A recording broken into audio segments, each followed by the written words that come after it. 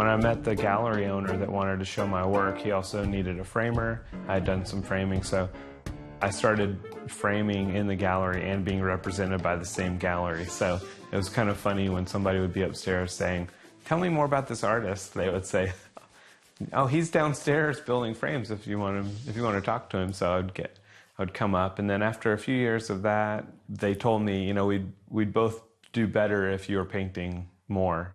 I saw this tiny little painting, and it was maybe a Cincinnati skyline, and maybe had some wind-up toys in it, and it was so playful and so perfectly executed. And I said to Gary and Laura, who were the owners of the gallery at the time, "Who is this? Who is this?" And Gary was like, "That's Jonathan Queen. He works at the gallery. He does our framing, and he does a lot of prep work, and he's also an incredible painter." You know, we all agreed that this was an incredible moment for ArtWorks if we could find the right project for Jonathan. And it took a while. It took a couple years to find the right project. And the right project came along through the Kroger Corporation and the opportunity to paint a mural on their corporate headquarters. In 2012, I was asked to submit a design for a Kroger Mural on their corporate offices. And I had about 1 week to come up with a design and submit it. Basically, I was trying to come up with something that didn't seem too commercial, but just, you know, represented, you know, what does a grocer do? They bring produce, they bring supplies to the public. I've done several shadow box paintings, and I thought, well, what if I made a produce crate to the proportion of that wall and put it on its side, like produce is going to spill out. So I went to Kroger and I bought a shopping cart full of produce, and I built the crate. I actually made kind of a Lazy Susan thing in my backyard so I could swivel it and do a photo shoot using the sun.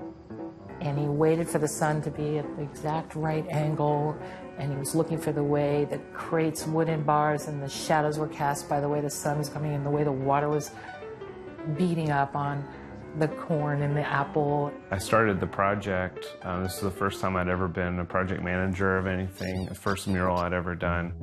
We built this enormous scaffolding, and we put 15 people on that wall with Jonathan, and they grid the wall, and they transfer the design, and they get going, and they start painting.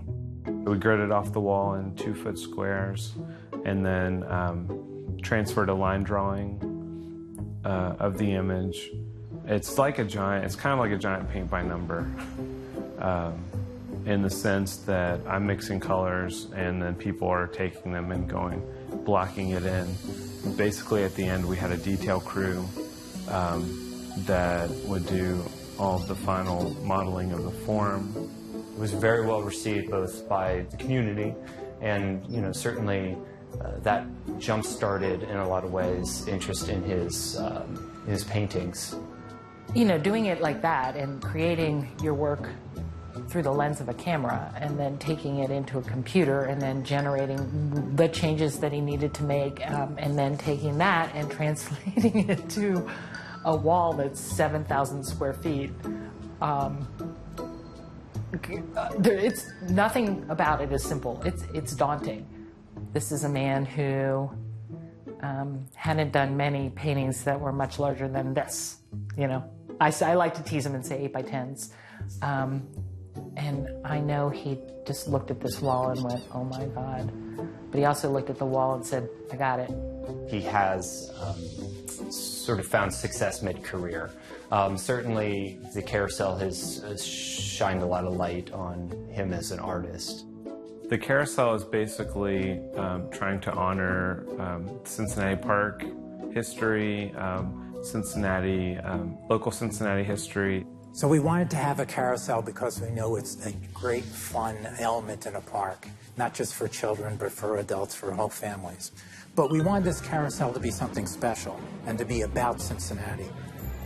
So in fact, we knew from the get-go, we wanted it to be rooted in some special meaning about this place, to be unlike any other carousel.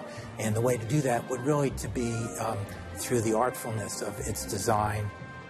Knowing that we wanted the carousel to be special, we brought in ArtWorks as our partner so that we would have some student engagement, which was important to us. Again, as the plan evolved, we realized it would be a better feature, we thought, to have something that was inside a building, carousel in a building that could operate all year long. So the original idea was that they wanted Cincinnati Park landscapes to be represented around the top of the carousel. So there were, I think, 32 in all murals. There were a series on the outside ring and then a series on the inside ring. A lot of it is about the introduction of animals, and so that seemed to be natural for the carousel. I thought it'd be more fun to include animals doing different activities, having fun in those scenes, so that the adults and the children that visit, everybody would kind of have an entry point into these paintings. I would do photo shoots and compositional sketches and basically came up with 16 scenes that would definitely feature the park first. And my whole idea with the animals would be that they're secondary in the priority, kind of in the hierarchy. It would be, you'd see a park feature first, and then the animals are kind of a complement to that scene. The creation of all of these creatures in clay prior to even painting them so that he could study the light and shadows, which had such a big impact on his work. After projecting it, I would do a kind of a sepia-toned underpainting to establish shadows, and then just start with the color layer. He'll work with a full-length mirror so that he's able to gaze at it and kind of see the painting and keep everything in scale. I'd never seen that before. One of the weirdest things for me as a painter is to realize that the carousel paintings are going to be 12 feet off the ground. And what I try to do in my personal work is make a painting that draws somebody in, that wants them to get really close and see the detail. So thankfully, I was able to use a really large studio space for this project, and I could get back 40 feet and see how the paintings read from a distance. Jonathan had scrolled frames and interior panels that kind of set the standard for size, but he had creative license to do what he wanted to do with those. So the paintings were in a regular shape. I was also working in acrylic. I typically always paint in oils. Once we had the parks chosen and the list of animals, they basically let me do whatever I wanted. And I think the work is really stronger because of that. If you put too many parameters on something, it kind of doesn't have any room to kind of find what's best. The carvers and painters at Carousel Works worked very well with the combination of what Jonathan brought to us and to the carousel. The Carousel company manufactured the panels and delivered them to me. It was pretty separate. I did my paintings, they built the carousel.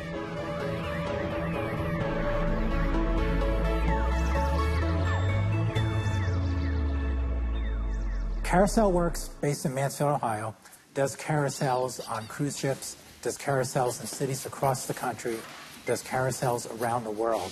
And we knew we wanted to go with a wooden carousel rather than fiberglass. The wood carousels actually last longer, the wooden animals. And I think people can tell that there's just a very different feel to critters carved out of wood than made synthetically. Every kid that makes it to a carousel has to be taken there by an adult. So most of the adults will recognize some of the things in the park, so that's going to start sparking memories. And I hope that somehow some of that warmth and some of that humor is something that people know, whether they know it or not, that they're getting that from the paintings. Paintings usually start based on a concept, and the objects for the still life are gathered.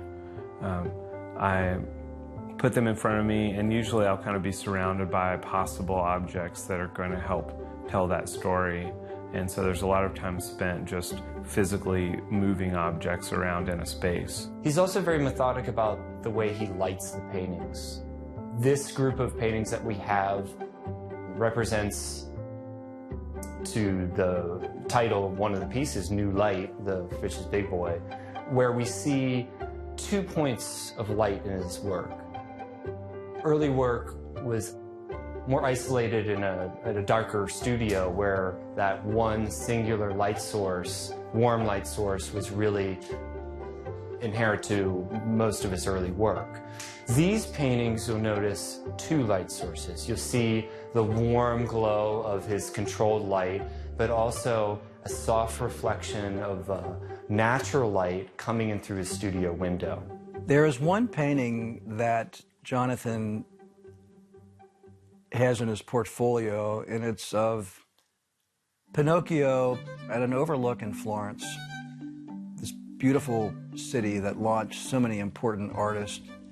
And Jonathan got to visit Florence, and it was an honor for him because of all the great artists who work there. We were there this past fall at that same overlook, and I was kind of overcome. I had to pull up his photograph just because it was powerful. That moment was powerful to him, and he pulled it together in his painting. It was like spot on. Same hour of the day, the same light on the hills, and it was amazing. And those are all kind of personal reflections that show in his work. I'm fond of warm lighting, so I usually have kind of a warm dominant light, and there might be a cooler secondary light or cooler shadows, and a kind of like strong drama. So to me, setting up the lighting is just as important what the subject matter is. Part of his process as he builds these still lifes is to take on the role as a sculptor. He will work in various materials to modify the subject matter, thus sculpting the faces or features of some of these objects.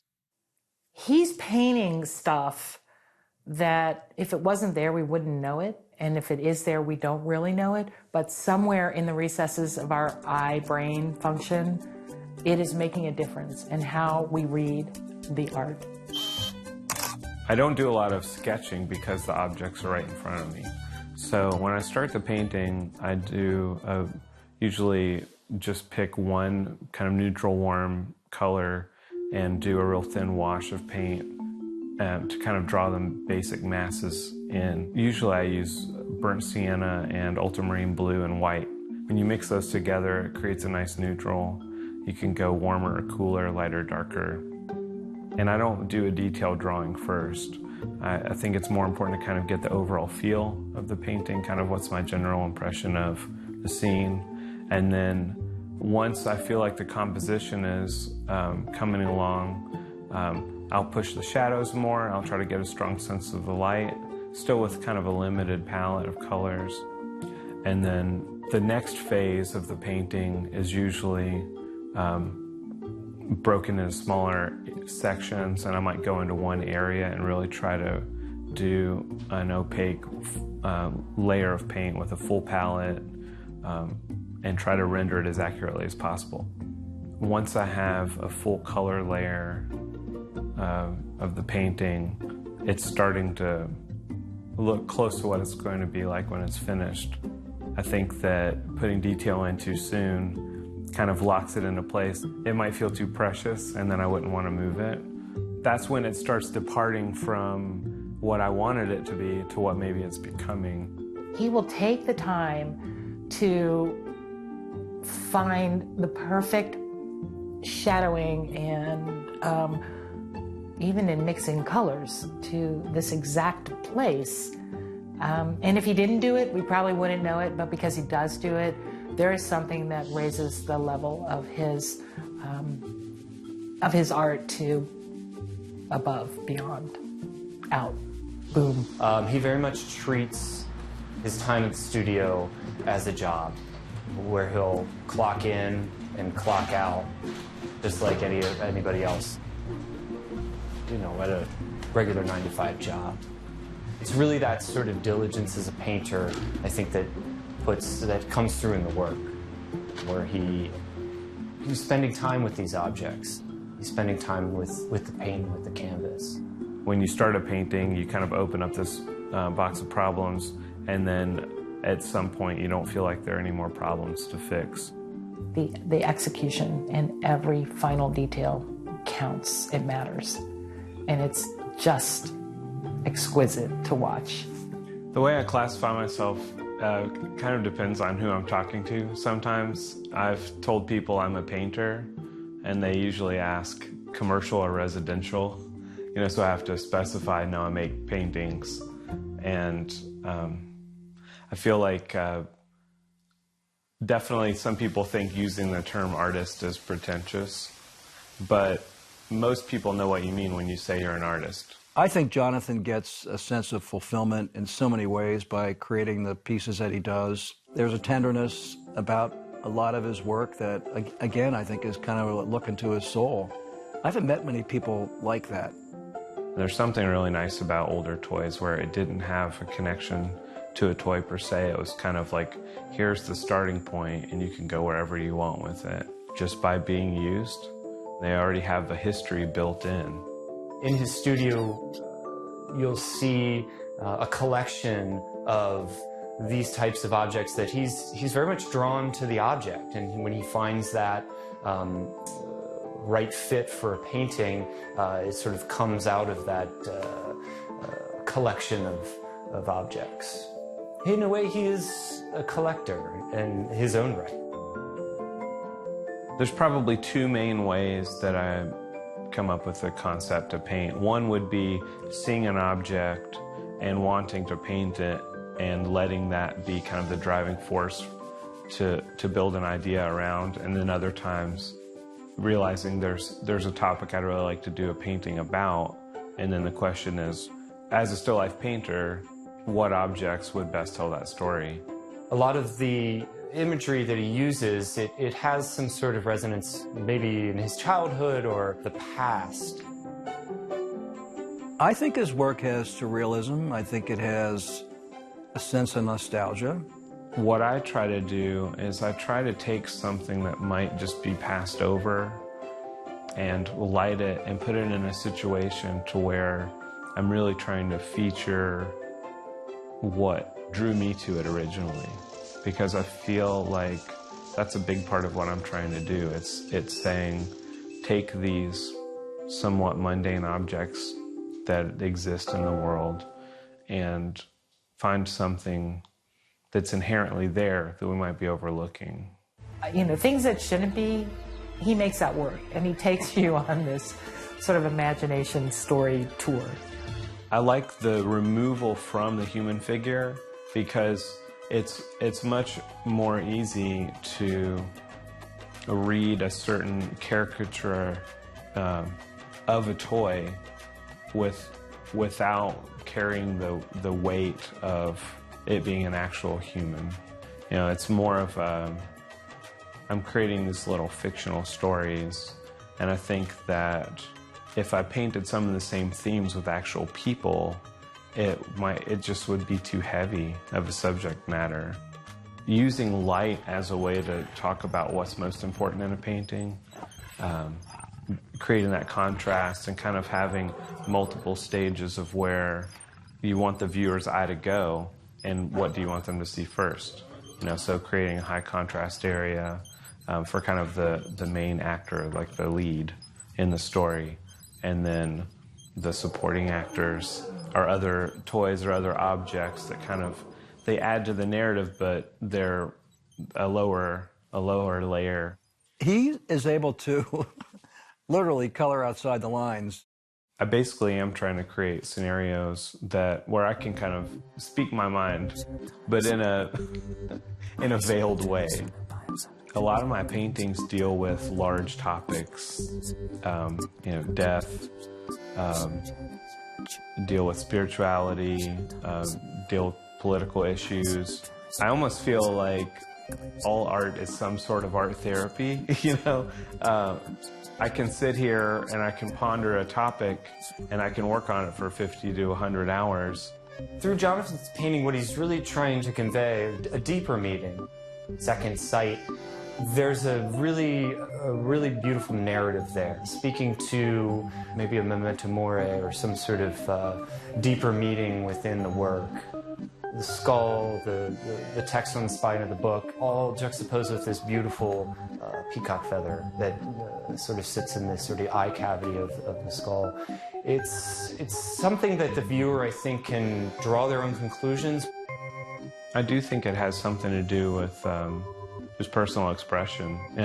Because I'm not going to be trying to act or perform. I'm not musically talented at all.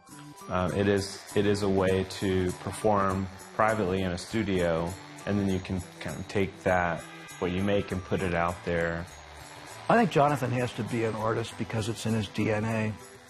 And I think artists are brave. I think they take a lot of risk to their personal life, to their financial life, but not many of them are able to reach a level where they're self-sustaining.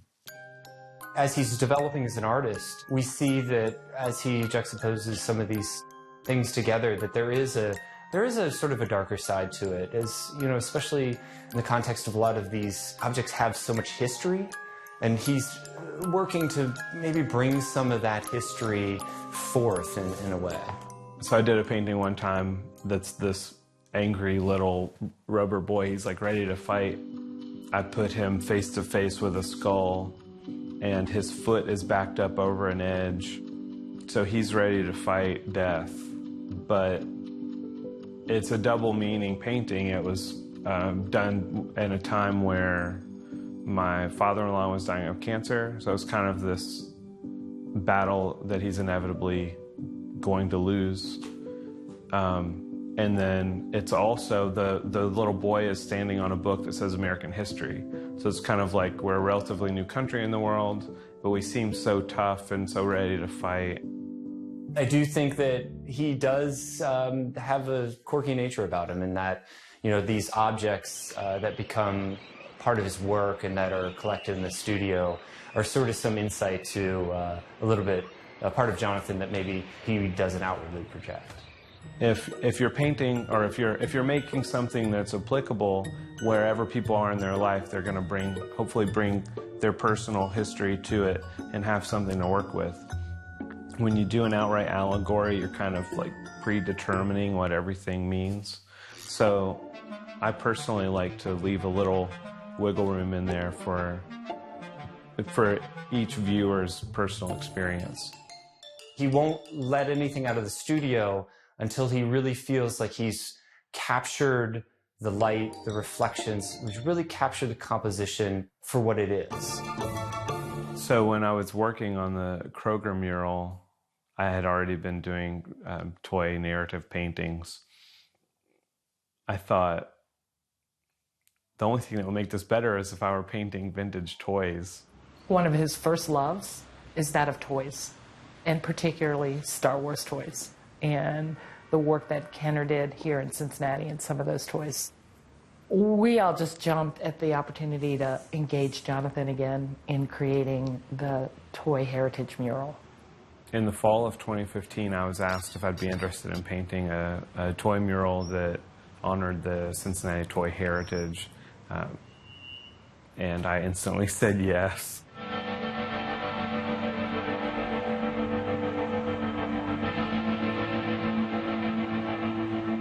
The first 5 weeks of a mural, you're watching it come up from the wall with the underpainting and the design and the transfer and, you know, whatever the process is.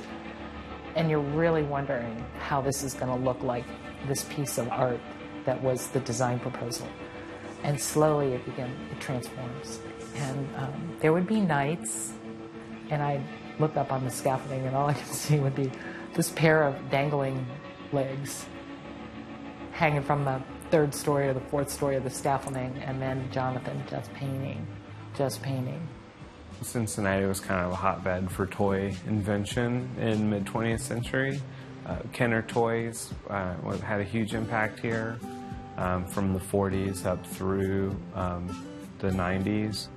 The idea was to do a painting that kind of honored that toy heritage. So basically it became about kind of the all-star team of toys, products that have lasted for many decades.